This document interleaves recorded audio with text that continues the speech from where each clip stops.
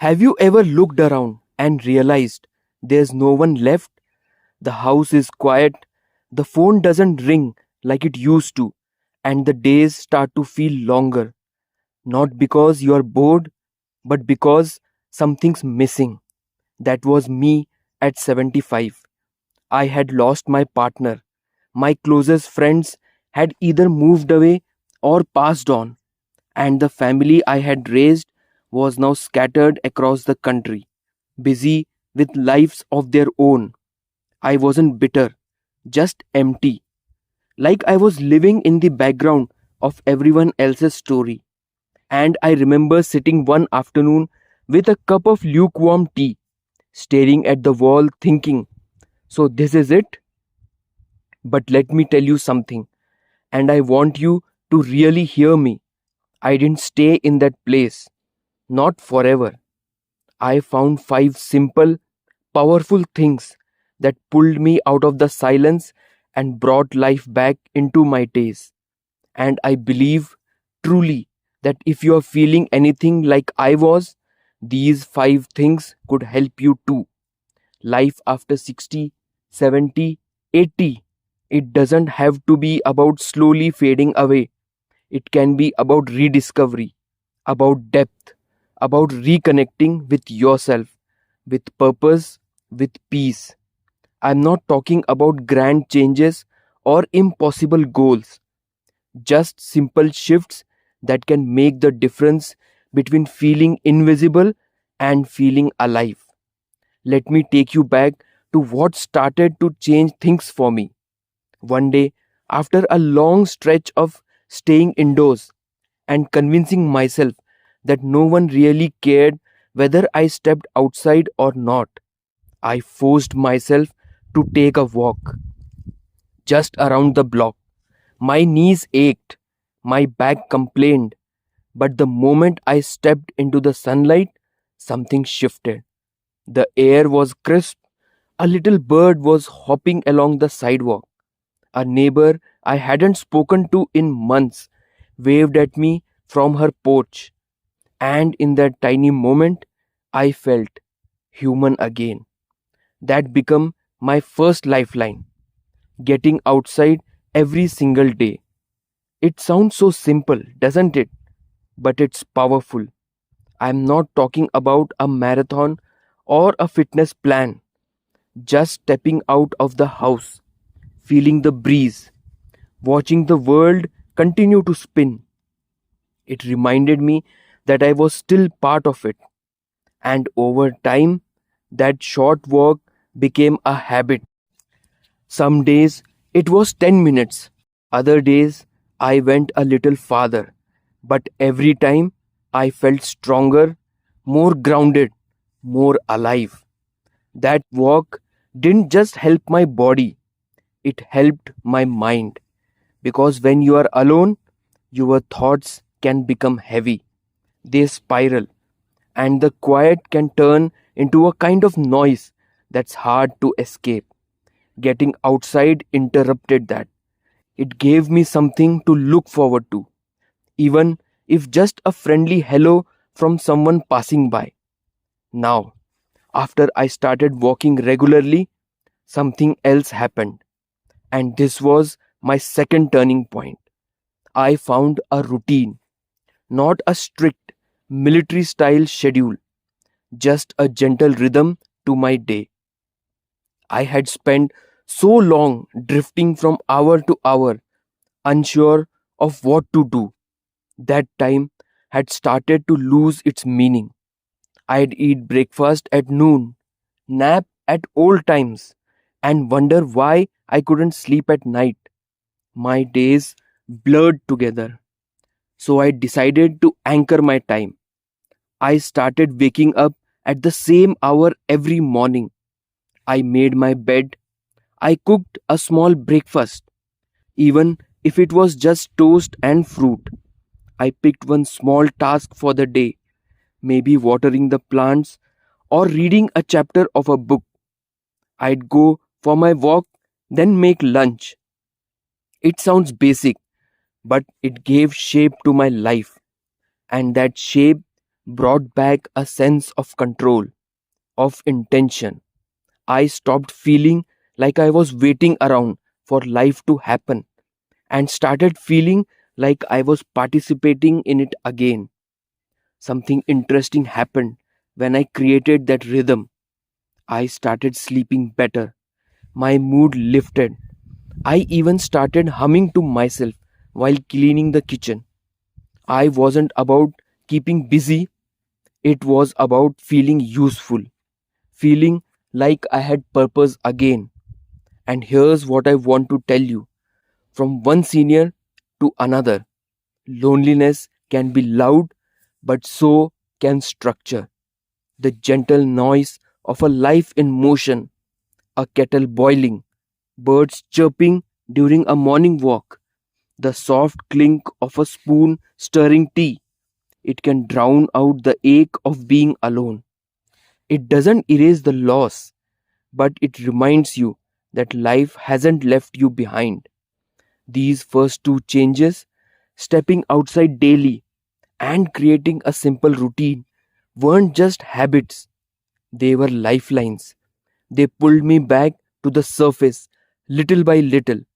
And once I found my footing again, something even more powerful started to unfold. Because it turns out, once you start showing up for yourself, new doors quietly begin to open. It started with a knock on the door. Nothing dramatic, just the delivery guy dropping off a package. I made a little joke about how I was getting more deliveries than visitors these days.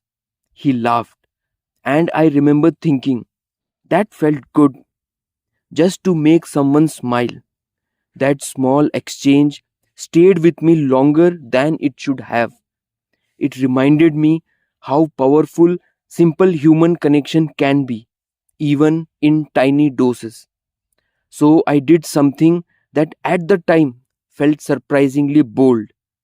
I started talking to people again, not deep conversations or heart to hearts, just small, gentle exchanges.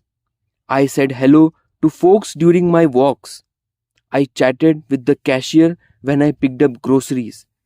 I even struck up a short conversation with a lady in the pharmacy line who looked just as tired as I felt. This became my third turning point, reaching out, even in the smallest ways. I realized that while I couldn't bring back the people I had lost, I could open the door to new connections. They didn't have to become best friends.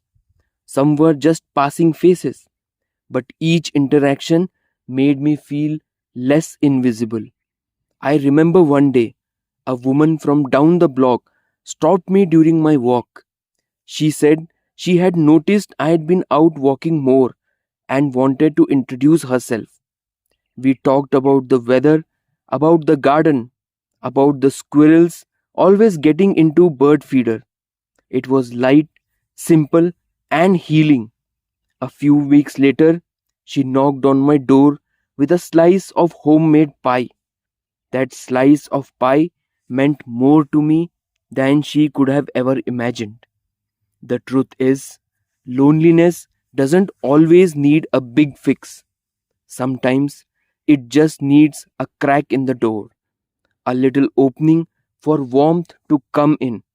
And the beautiful part is, when you begin to put yourself out there, even in the smallest ways, people often respond with kindness. Not always, but often enough to remind you that you are still part of this big, messy, beautiful world. Now, I know for some of us, connecting with others can feel difficult, especially if we are introverted or if we have been hurt or disappointed in the past. But you don't have to jump into anything big. A smile, a hello, a wave from your porch, it all counts. And every bit of it gently rebuilds your sense of belonging. Once I began reaching out, something inside me softened. I wasn't just existing anymore. I was relating, engaging, and that opened the door to the fourth thing that changed my life. I began doing something that gave me joy again. And no, I don't mean something for anyone else's approval or for some big goal. I mean something just for me, just because it made me feel good. For me, that was painting. Now, I'd never considered myself an artist.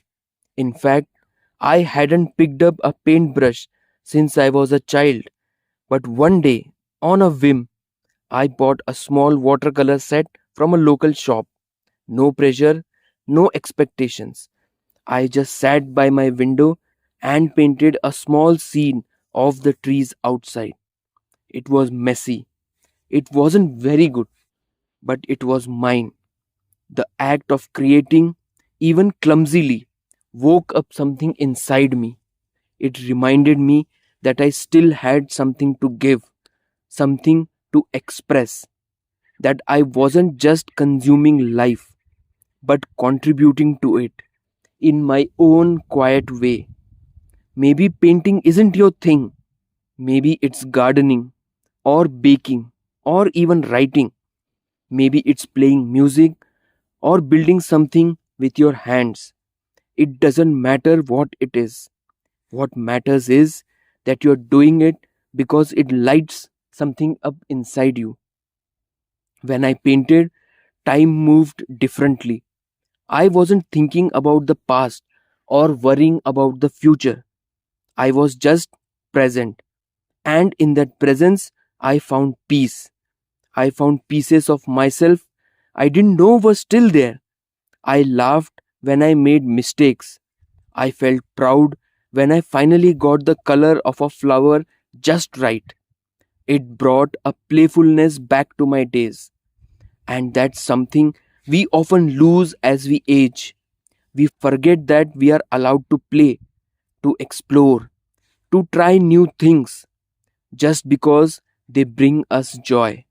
We have spent so much of our lives working, caring for others, managing responsibilities. But there comes a time when joy doesn't just feel like a luxury, it becomes a necessity. Each stroke of my paintbrush reminded me I'm still here, I'm still me. And when you start to rediscover what makes your heart feel light, whether it's art, music, reading, or even just tending to a small plant on your windows, you begin to build a relationship with yourself again. A kinder, deeper relationship. And when you have that kind of relationship with yourself, even solitude starts to feel less like loneliness and more like peace. One morning, as I was tidying up, I found an old photo album. Flipping through it, I saw faces and moments that once meant the world to me. I smiled, but I also felt a deep ache.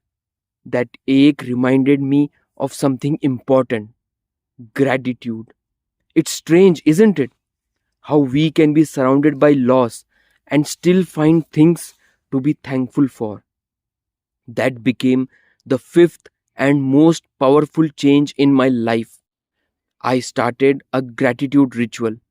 Nothing fancy, just a few minutes every morning to name three things I was thankful for.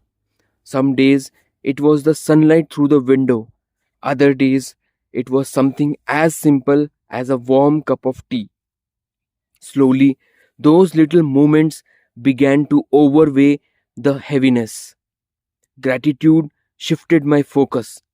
Instead of dwelling on what I had lost, I started noticing what I still had: my breath, my body, the chance to live another day. And when you look at life through that lens, even the quiet days feel full. Looking back now, I can honestly say those five things: stepping outside, creating a routine, reaching out, finding joy, and practicing gratitude. They saved my life. not all at once, but piece by piece. They reminded me that even at 75, life wasn't over. It was just changing, and I could change with it. So, if you're watching this and feeling the weight of loneliness, I want you to hear me clearly. You are not done yet. There's still time to feel alive, still time to laugh, to connect, to love your life again.